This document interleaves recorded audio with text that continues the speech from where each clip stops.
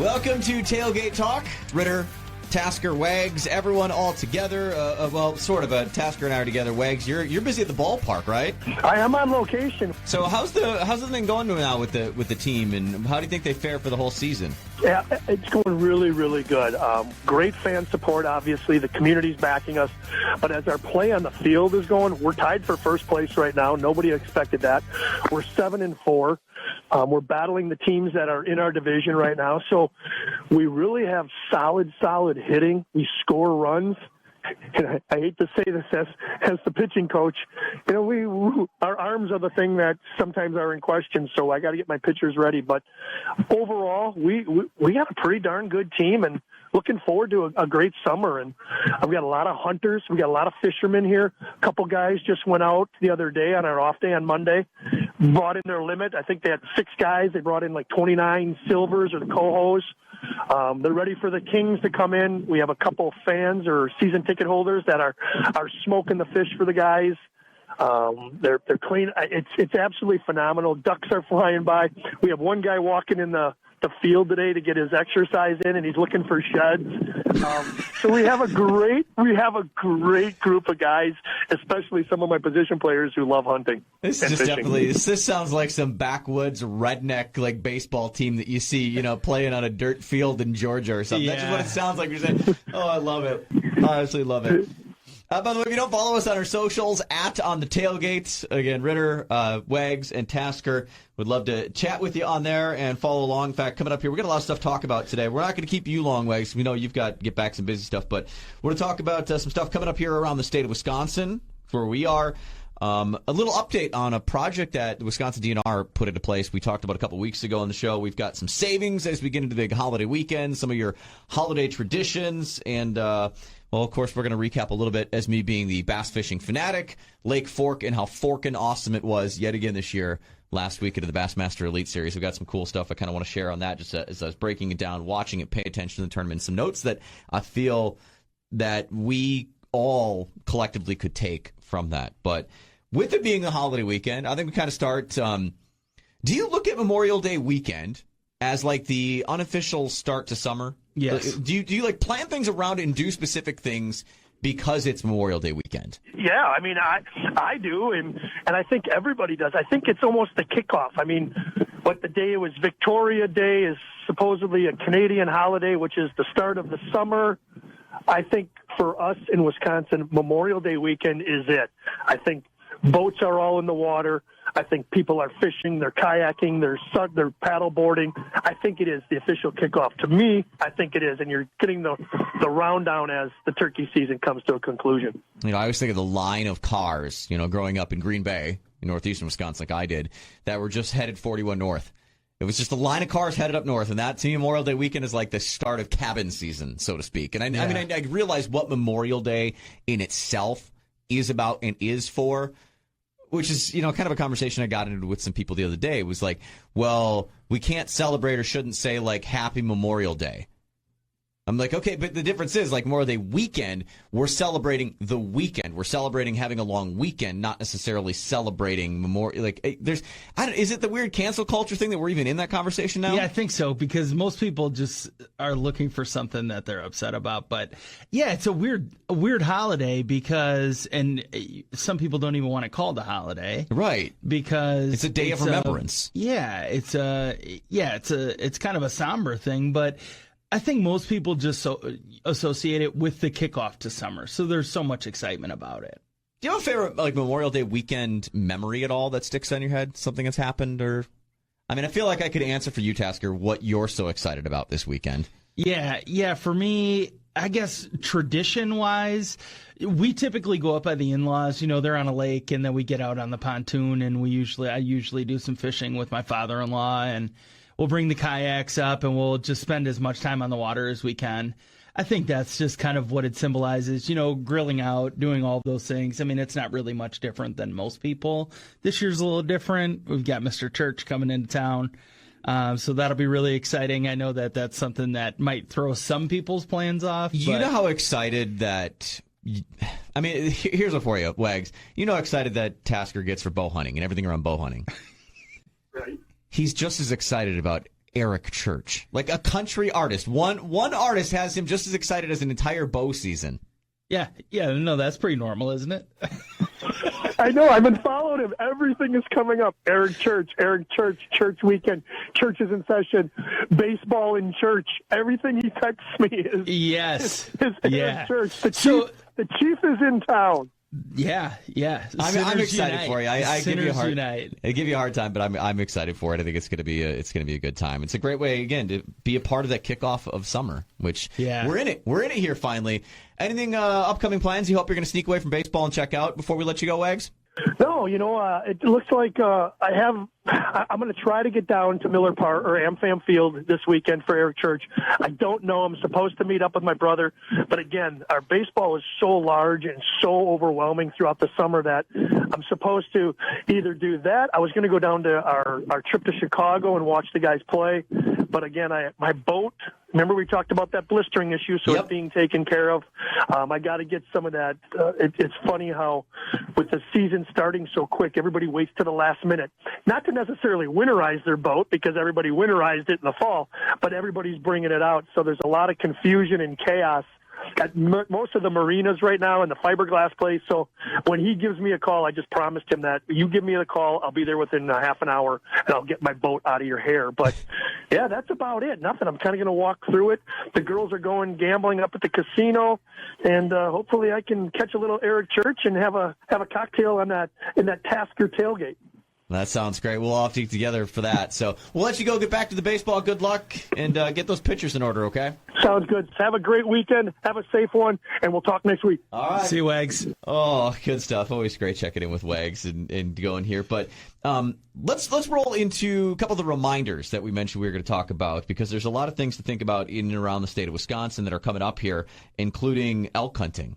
The deadline for submitting your elk tag, and we've talked about it, was it just a couple weeks ago on the show, past episode, that's the $10, and $7 of the $10 goes directly to Rocky Mountain Elk Foundation, and it's a 1 in something, less than 1 in 10 chance to draw a tag, but it's a once in a lifetime tag, and it's a chance to hunt elk in the state of Wisconsin, where we didn't have elk when I was a kid, or I think most of us when we were kids, unless you're a kid now. So that's coming up here within this weekend. So you've got till the end of this weekend to get that in. The Northern Muskie opener is today. I know we had the episode of the show. We had our boys John and Vince in here. We're talking about the muskie maniacs, and I tell you, man, Vince has been hitting me on my socials with it. I mean, he's caught a couple of big muskies already this season. Yeah, he's boated a couple of fish. Yeah. What's his slogan? We move fish, which I know he loves when we talk about him. So but Northern Muskie opener is coming up today. So, hopefully if you're in the northern part of the states, are going up to enjoy your holiday weekend in the Northwoods, you can go try and get your hooks into some muskies. I know we've been fishing them down here in the South for the last, couple of weeks. And coming up next weekend, a great chance to get anyone into the outdoors that maybe doesn't or hasn't in a while, because it's free fishing weekend. Yep. Yeah. Yeah, I remember talking about that a couple weeks ago, and I was so confused because I thought it was always the opening weekend. Yeah, no, it's usually the weekend after. It's just that first weekend in June. I know Wags and I think it was last year. There's a whole episode of the show where you're talking about that. It was like, yes, it's free fishing weekend, and I believe it's free admission for state parks for that same weekend. Yes, it is. It should be like free week. Like, why not do it like a Saturday through the following Sunday type thing? Let's make it a free week and give you a chance. So even if you don't... Like, say you're a person that works retail, bar, restaurant, something like that, and a weekend doesn't work great for you.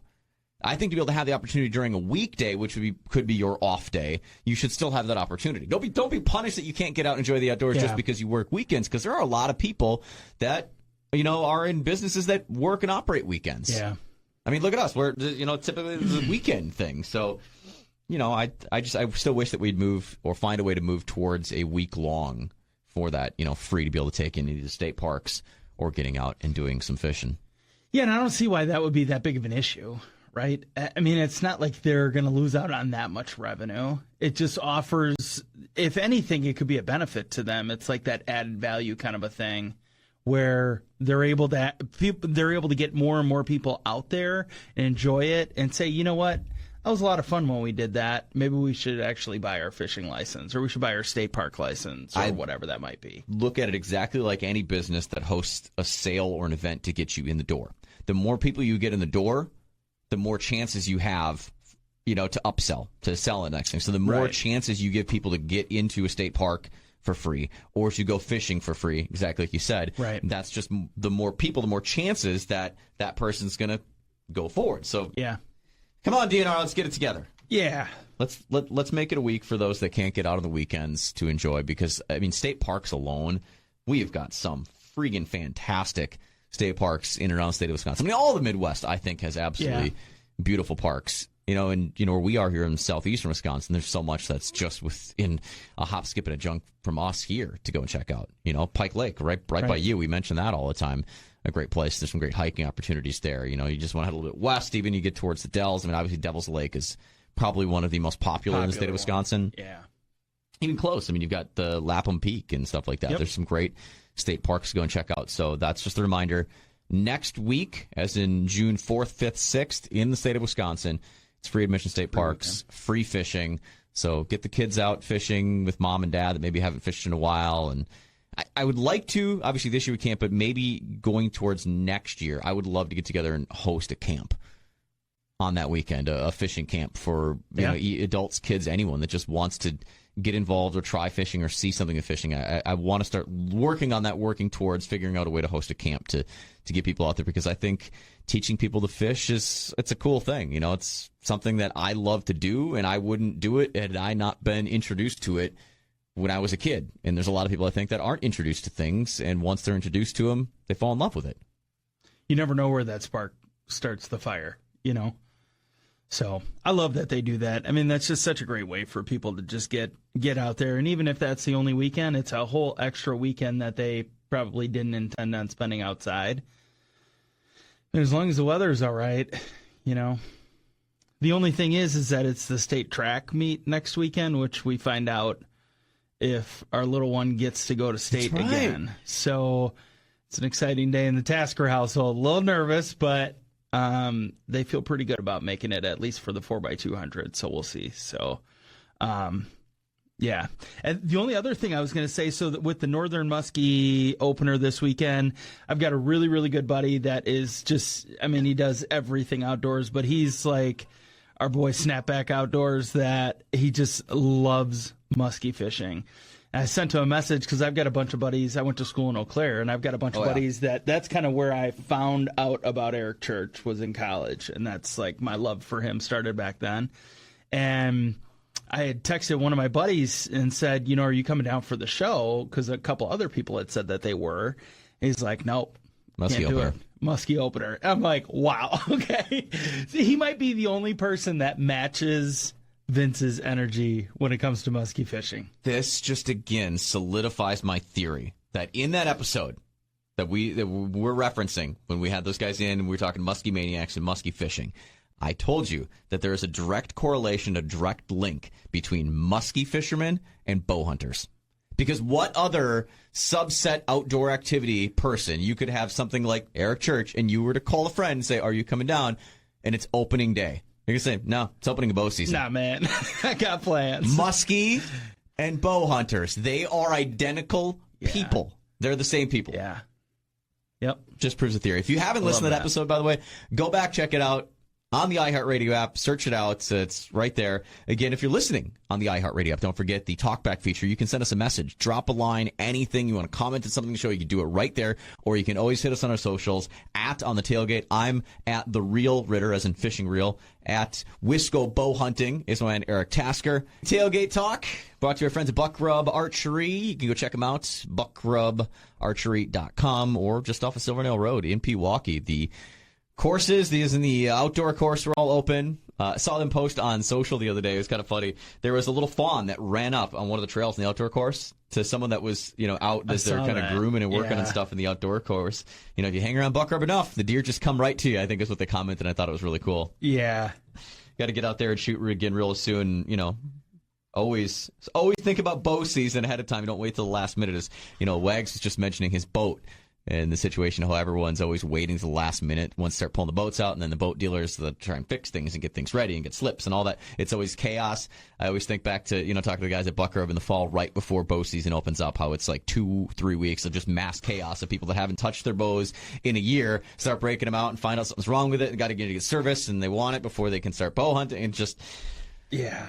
You gotta plan ahead, you gotta think ahead, and there's a lot of things to plan and think ahead, and we're going to talk a bit about that coming up here in the next few weeks. But I want to talk about something we brought up on the show, was it last week or the week before? We talked about this like snapshots project that the Wisconsin Department of Natural Resources kicked in, where they're asking you as people that have trail cameras to get involved in the outdoors and doing some stuff. And you actually had a little update on something with that, right, Tasker? Yeah, so they're posting some of those pictures now, which is cool. You figure they would end up doing that. What are they going to do with all of this besides just kind of get an idea of, maybe not even just get an idea of what the inventory of wildlife is, but they had this ruffled grouse, which I don't know that I've ever even seen that before. I don't know if you have, but... It looks so crazy. It looks like it's got it looks like a dog. Mane. Yeah, it looks like a dog that went in and had surgery and has a cone around its head. It's kind of funny looking though, because it's a bird, but it has a big fluffy collar around the neck, and so they're obviously taking submissions and they're just working with the different people who are a part of the snapshot program. And actually going to utilize that for content, which I think is great because you get to see some of the different wildlife that's out in different parts of the state. And I don't know. I mean, I don't know how many people knew that this ruffed grouse was even around, but maybe it's more common than what you and I know about. But it's cool that they're doing that. I've known of it, but I've never seen one like that. Yeah, that's the beauty of trail cameras. You don't have to be there. It just kind of collects for you. With grouse, also, I only ever see them flying away from me as I'm having a minor heart attack because they don't seem to want to do anything. As anyone's walked the woods can relate. They just will sit until you about step on their tail, then they want to take off. You absolutely have a heart attack, soil yourself before you figure out what exactly is happening.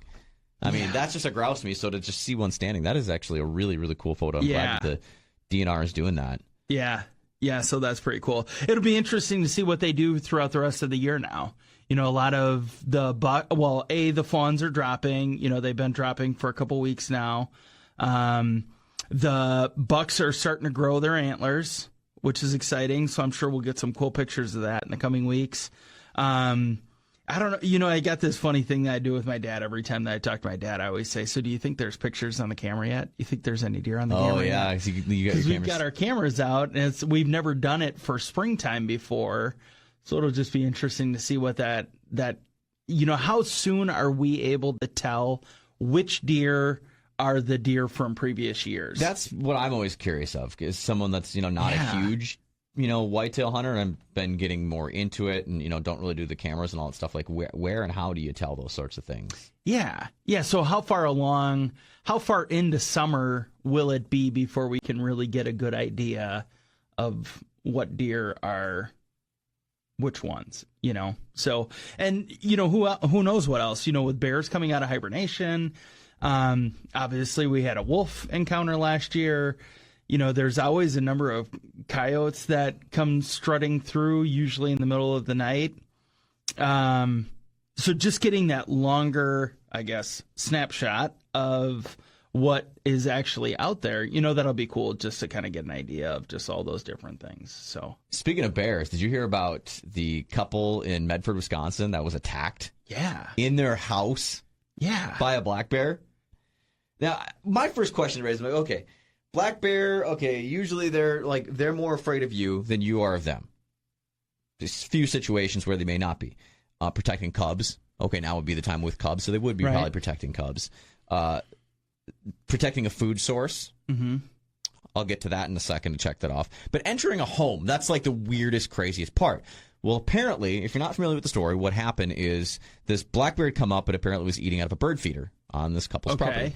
And the husband went to shoo the bear away, and the bear turned, busted through their patio door, and then attacked the husband. The wife apparently had stabbed the bear at one point in time with like a kitchen knife. She also got bit and attacked by the bear. The husband was able to get up, get away, got his gun and shot and killed the bear in their home. I think this was a perfect storm situation. I mentioned the ways that bears get, will normally attack, startle them, protecting a food source, and cubs. I think it was that. I swear, I feel like the only way that this would happen is that the cubs were near. He was eating out of the bird feeder, and the man going to shoo him away startled the bear and scared him, which is why the bear just turned, blew through the window, and attacked the guy. Sure. That's the only possible thing I can think of, because black bears don't just enter homes. Like, this isn't Yogi the Bear. This isn't Winnie the Pooh. Like, this is a freaking black bear in nature. They don't typically just enter homes. Weird. But I think back to, like, my grandpa. A place up north, when my grandparents had retired and they moved into what used to be the cabin and everything up north, and they lived up there. My grandpa went all the time. And I don't know if it's just, being old and things different. There'd be a bear on the front porch, and he'd just walk up there, shoot, black bear, go, go. And he'd, like, chase the bear off the porch. Just open it, Isn't that crazy? like you and I, how far are we apart? He'd stand there with the black bear. And it's just like... When you're around it, there's got to be at least a little bit of familiarity and comfort as a human. Is there a lack of fear with age, is what I'm wondering? Probably. I mean, old people, they say whatever they want. They do whatever they want. So. I mean, this is also a man that, spent time as a cop for most of his life. He'd been in the Army. Maybe there's just a lack of fear. Like, I've seen everything there is to see. I ain't afraid of no black bear. I don't know. But one time my grandpa told me a story. I'm like, Gramps, you can't be doing that. Don't just be open the door and walk into the porch with a black bear. Like, that's craziness. Yeah, that's wild. Oh. So, and I think what's strange about that whole thing is, as we talked about, you're seeing more and more of these Ring doorbell videos of people with pets that are outside where the pets are screaming into the house, and the bears will actually stop at the door then. Mm-hmm. So... whether they're considering that a threat that they're just trying to thwart off, or if they're considering that a food source, wouldn't they be continuing on and trying to get in the house to attack whatever that was? So curious about that. The other thing is, I mean, maybe it's just, Yeti, they got these bear-proof coolers. They just found a reason to make refrigerators now. That's the only thing I can think of. They set the whole thing up. Oh, I love everything can become a marketing opportunity for someone. You've got to find a niche, then you make the product. Oh, so, I love it. Love it. Yeti, let us know when that happens. Speaking of products, I'm going to talk about some ways that you can save some money this holiday weekend. I mean, I know we said we shouldn't celebrate, but I mean, let's face it, everyone has Memorial Day sales throughout the weekend. Some of our favorites, things we found to help you save some cash this weekend. We'll get to that. I was great to check out with Wags earlier today. He's busy with some baseball stuff. Of course, he's the coach of the Lake Country Dockhounds, who are having a really, really great baseball season. Although I like, again, humble Wags doesn't take credit for his pitching staff. He says they're actually the Achilles heel of the team. Always looking to be better. Always the optimist, Paul Wagner. Always the optimist, Wags. Love that.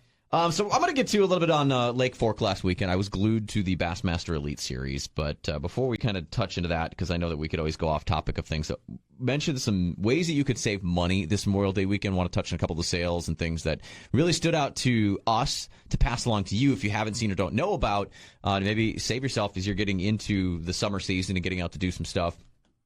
Kind of the ones that jumped out to me, obviously fishing related, because that's the stuff that stands out to me. Hook. Fishing apparel. I wear, a lot of my sun protection is Hook stuff, which I say if you don't wear sun protective clothing while you're on the water, I don't want to tell you. You're in trouble. You should always be aware. I mean, as someone connected closely with, skin cancer, melanoma, as in my wife's best friend, one of my great friends, my son's godmother, having it's a real thing. Protect yourself from the sun. Seriously, always do it. All right, my PSA is over for that. But they've got a lot of great products, and right now they've got 20% off all of their Americana stuff. So they do a lot of stuff that has American flags. Anything Hook that has red, white, and blue, 25% off this weekend with the code America. So you want to check it out on their website. Another website that I frequent a lot, Tackle Warehouse, doing 15% off site-wide, plus an additional 10% off for military vets. So it's 15 for everyone, 25% off everything for military vets. That's an amazing way to save on not only baits, but just general tackle, rods, reels, everything. Tackle Warehouse, check them out this weekend. Of course, they also have free ground shipping and orders over $50, which is always easy for me to do at Tackle Warehouse. And then a guy that we've had actually on this show that I've talked to a lot, old friend of mine that runs the Real Shot, a store actually right up in Appleton. It's a really freaking fantastic. I mean, they've become such a great store, and their online store, to me, rivals anyone. I mentioned Tackle Warehouse. To me, the Real Shot rivals that. They are not just fishing, they're hunting. They've got a lot of great stuff right now, site-wide, no matter where you are. 15% off everything. They've got 20 to 50% off all of their in-store apparel, and you can order that, all over. Plus salmon candy, they hooked up with them if you're in, fishing Lake Michigan and that sort of thing. 20% off all salmon candy online and in store. So that's awesome. Really great deals at the Real Shot to check out. So go do that. Again, Hook, I mentioned Tackle Warehouse, Real Shot doing some pretty cool day weekend sales for you. Yeah, I saw a couple different ones. One that I shared with you was ScentLock is doing like 70% off on a bunch of different items. It's kind of that odd. I'm always thinking about hunting, but it's that time of the year where you're kind of going through your stuff, and it's the best time to do it. I'm organizing, and a lot of the brands are actually getting rid of like last year models and bringing all of their new 2022 stuff out. So they're doing 70% off there through their website, which is super nice. Cabela's, of course, has a bunch of different things on sale. I mean, I think most of their stuff is camping and outdoor prep kind of stuff. Get outdoor sale rolling through this weekend. In fact, I was just up at Cabela's in Richfield the other day and stocked up on a couple of things. My son decided to stock up on a few more things that I didn't know made their way into the basket till we got to the checkout. And at that point, I was like, well, I guess we're taking them home. Circus peanuts. At toffee. least they were baits that I could use. And there was 2 jigs. There's 2 swim jigs in there. I'm like, at least you know that I love swim jigging, man. Like at least he knows. And there were 2 colors that I can use. So I'm like, good job, son. I'm teaching you well. Yeah. I saw that the Realtree store has a bunch of different stuff on sale as well, especially their fishing gear. They got a lot of their long sleeve stuff too. I personally am a fan of their like the breathable, like the Columbia PFG kind of style shirts, the Luke Combs shirts, as I think most people know them as now. Those are all on sale right now. Plus, they also have an extra 10% off for this weekend. So, I don't know, man. Those shirts are just so nice. I mean, I could wear those shirts, honestly, all summer. They're super breathable. They're lightweight. I used to have like 40. I think they're like 40 UPF. Yeah. I used to have a couple of those, and then I lost 1 million pounds, and so they no longer fit me anymore. So they look good on big guys. Maybe that's why he wears them. Maybe that's why I love them. Are they the big guy shirt? Are they the big guy outdoor shirt? Is that what it is? And it's not shame. No, not saying anything wrong with big guy. I've been a big guy. I get it. Is husky still the word that's being used?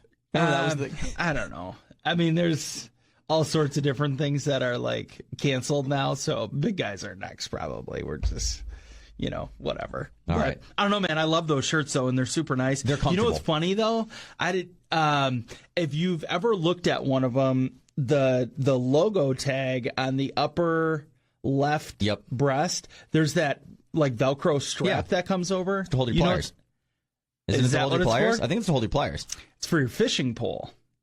So you can have your fishing pole on the ground. You just run it up there so that whatever you're, when you're putting a new bait on or a new lure or restringing or whatever, it's right in front of your face then. Learning new things every day. I actually had to look that up because Sherry kept asking me about it. She's like, why is that there? I just always you stick pliers or just an extra to hold something. That's what I've ever used it for. Yeah, but it's like a little utility strap. Yeah.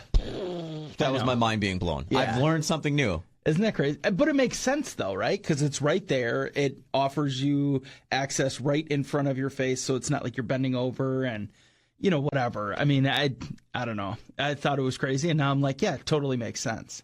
There's nothing better than those shirts, I will say, on a breezy hot day, though, too. Yes. Because that wind just has the way of getting in the way that the back over your back ventilation. Shoulders. Yeah, it's like built like that tent to like trap the wind blowing past you and really circulate. They're comfortable shirts. I'm with you. So I was not poking fun at them. And if you're sweating because it's 1,000,000 degrees outside, they dry out almost immediately. So like even if you're getting splashed or sweating or whatever it might be, they're super breathable so that and they just pull the moisture off of you, but they also dry out really fast. Everything that I wear while fishing, especially being a kayak angler, is that fast dry. All my shorts that I wear are the like hybrid material stuff where like they look like I'm wearing like regular shorts, but it's that thinner, like, you know, really quick drying material, which tends to fall down sometimes because it's a tied strap around the waist. I had an issue. I was going through an editing video we mentioned the day I was out crappie fishing, and I was editing the video to put up on my channel, and I'm watching it at some point because I got the camera angle from behind me, and I'm standing up, and they're like, I'm just showing my boxers to the entire world. That's fine. They have fish on them. Whatever. They're blue boxers, a bunch of little fish on them. But I'm like, how embarrassing, bro. Like, come on. Themed. But like, I can't wear a belt because it's the point is that everything, if I fall in, I can quick dry and stuff like that. But want to get to something happening this weekend specifically that's, well, I'm connected with, and that's Mountain Dew. I don't know if I say the word influencer. I hate using it with it, but Mountain Dew. I'm very involved with Mountain Dew and worked with them for the last couple of years. Really blessed and love what they've done for the outdoors. And something they're doing for you to give you a chance to score some cash is they want to help you kick off your fishing season in what they're calling their opening day guarantee. So this is the Mountain Dew opening day guarantee. Basically saying if you don't catch a fish this weekend, all you've got to do is tweet a picture of your empty hands, empty hook, your empty cooler, bucket, anything, and tag at Mountain Dew and use the hashtag Dew Opening Day Giveaway. First 5,000 people that do it, going to get $20. I like that. So it's their way of saying if you don't catch a fish, you can at least catch a 20. Yeah. So if you're out this weekend at all and you don't catch anything, Mountain Dew's got you covered with $20. Upgrade your gear, upgrade your tackle, whatever you want. Take that $20. They're going to Venmo it direct to you. Get one of them fishing shirts. Put it towards one of those fishing shirts. Don't catch a fish. And we gave you a bunch of places that have great deals this weekend. So, you can tweet your thing off to Mountain Dew, again, at Mountain Dew, and hashtag Dew Opening Day Giveaway. And then take the $20 and use it on one of the sales that we mentioned. So you got to just... I don't know if you said this. I was like distracted for a second there. You heard $20 when you heard, and not I was catching back anything. Engaged then. So do you just have to send a picture of an empty stringer, or what do you got to do there? As I said, tweet a picture of your empty hook, empty hands, empty cooler, bucket, whatever it is. I'll give you one. Just do this. Take a picture of your empty hands up by the lake. Tweet it. Use the hashtag that I said. Do Opening Day Giveaway, and then obviously tag at Mountain Dew on it. And we're gonna do another way Dew's giving back to the outdoors. I remember it was back in 2020 when they first started doing some of the outdoor things, outdoor stimulus and different stuff. Dew continuing to do their part to give back. So I love that they're doing it. I'm glad that I'm involved. I love working with Mountain Dew. It's my post fishing.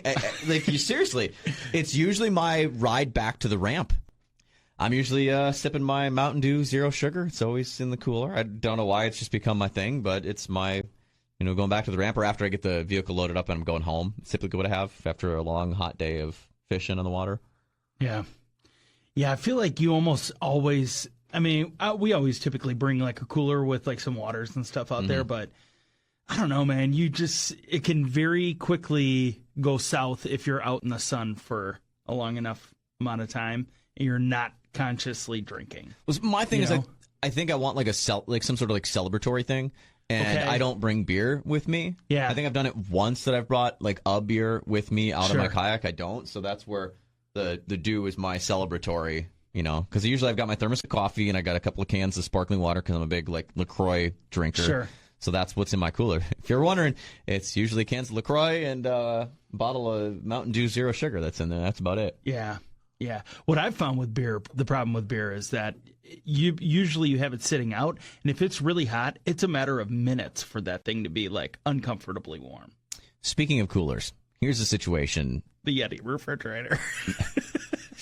That came up to my wife.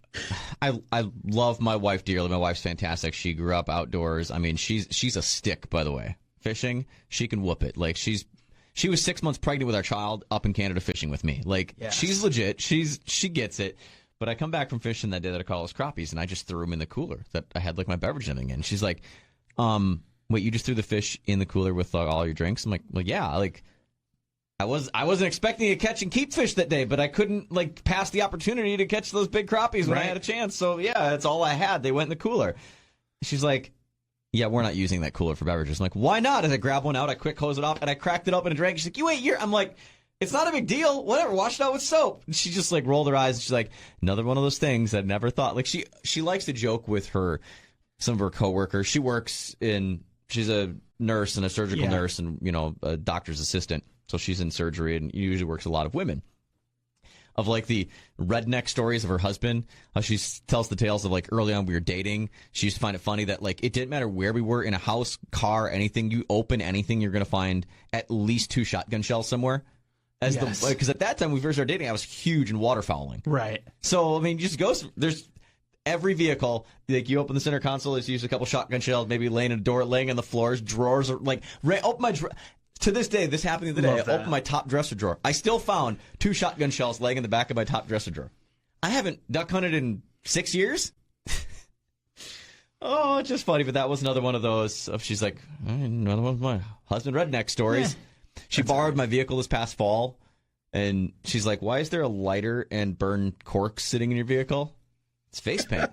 Again, she's like, another one of those just having a redneck husband moments. Oh, man. I mean, we could go on That's with so like funny, though. Our redneck moments. Yeah. But speaking of fishing, I wanted to talk about last weekend's Bassmaster Elite Series tournament on Lake Fork. It was forking awesome. And I hate to keep using that you love that pun. You love that. But there's no other way to describe it because I can't use the original word that I want to use for it that starts with that same letter because it was awesome. And to anyone that argues that there's no drama in a fishing tournament, there can't be drama in watching a fishing tournament, I was in it because at one point during day 4, you had 4 guys that were all 1 fish away, 1 4-pound fish from taking the lead. To have guys getting that, have gotten that close, and the fact that these 4 guys were all around 100 pounds collectively over the 4-day tournament. I cannot, again, I've talked about, my experiences growing up in the Bay, Green Bay, and Lake Michigan, Sturgeon Bay, Door County, catching huge smallmouth, doing that for most of my life. But I've never done it like 4 days back to back like that, where like you're way. I can't fathom the fact of putting 100 pounds of fish on a scale in a matter of 4 days. And I just mean like collectively catch 50. No, I'm saying 20 fish, period. You're 5 fish a day weighing over 100 pounds. And you have 4 guys do it last weekend at that tournament.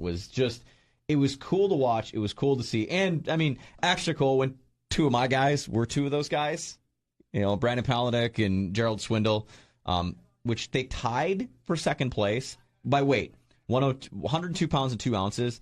But like for some reason in the standings, Brandon got second and G-Man got third, which you could be like, well, that's $5,000 difference. Was it total number of fish? I don't know what the tiebreaker is, and I feel bad as big of a bass fishing fan as I am and a BASS that I don't know. Like, I know if, like, first and second place, Lee Livesey, who won the tournament, if him and Brandon tied, the next day would be a fish off. They both go out, first person to catch a legal fish wins the tournament. That's how it works. Which seems ridiculous. It is. I'm sorry, that is so... that needs to be changed. It should be, like, either, like, a 4-hour derb or, like, a 3 biggest fish, deal. It's to be like, that's flip a coin at that point. Yeah. You got the home lake for Lee Livesey. I mean, I will applaud him as well. To have a guy on your home body of water, to go out and win it last year, come back this year, win it again. And, I mean, he got close. I mean, Brandon was, like, back and forth with him for a bit there on Sunday as I was, listening and kind of watching the entire tournament. But then when Lee lands a just monster at the end, 113 pounds and 11 ounces. That's a weekend. It wasn't the over 40-pound bag he put up on the scale the last day of the tournament last year when the Elite Series was there. Which, when I say put that weight on the scale, at Lake Fork, they don't do that. You're only allowed to bring 1 back for weigh-in for, show purposes. It has to be 24 inches in order to come back. And it was all catch and release. So it was catch, weigh, release, which is typically not what bass is. That's more of an MLF type thing. But that's the rule that's on Lake Fork that the Texas Parks Wildlife, whatever that they have to create this as a trophy fishery. Yeah. They've stocked in some of those Florida, strain bass, which we know get huge. I'm looking at and watching that tournament last weekend going, man, there's something that a lot of states and a lot of, like, Department of Natural Resources, whatever, could learn from what they did at Fork by putting in, really strict slot limits on fish. Sure. I've said that I'm a big fan of slot limits for a long time on this show. and then doing things like that. Any tournament is catch, weigh, release immediately. The one, if you want for your photo, that's over 24, and that's it. The amounts of giant fish that were caught in that tournament on that lake, and not just that tournament, last year's tournament, and it happens all the time. That is a lake that is continuously abused by people. I mean, it is just fished every single day of the week, all year long, and to have guys go there and still be able to catch big fish, Monster fish. It's impressive what they've done at that lake. I think could be replicated in other parts of the country. It was a small little retention thing that they had just taken over and flooded it. Like they do a lot down south when they create some of these big reservoirs, and so there's all the trees in it and all the habitat. Really, really cool, interesting place. And congrats to our boy Gussie, who picked himself up a big bass of the day on day 3, an over 8-pounder. That was pretty cool to see. Yeah. I saw that. He posted a couple pictures of that, and then I think he had that one at the weigh-in. God, I mean, just slobs of fish. It was just a really cool tournament to watch. And it just reminded me why I actually do enjoy watching and paying attention to bass fishing. And I was walking around the house last weekend, so I watched a bit from time to time, but I had my Bluetooth earbuds in. So I'd have one earbud in and my phone streaming it so I could hear what was happening. Yeah. And I was like cleaning the house, doing some other stuff, doing some yard work, whatever. And if it got to the moment where like I could hear something's happening or someone hooked one, I'd like just run to my phone and I could watch. Yeah. I was like, this is awesome. Like I'm still living my life, doing my thing. It's not really intrusive. It's kind of there. I kind of know what's happening, but I'm not like glued to it. I'm still living my life, doing my normal thing, but then I still get to see, the cool stuff when it's happening. And that's how I think I got to get into the drama that was happening on Sunday when all those guys lumped up together really close and had a chance to take the win. I mean, realistically, I think there were probably 6 guys that had a shot. Yeah.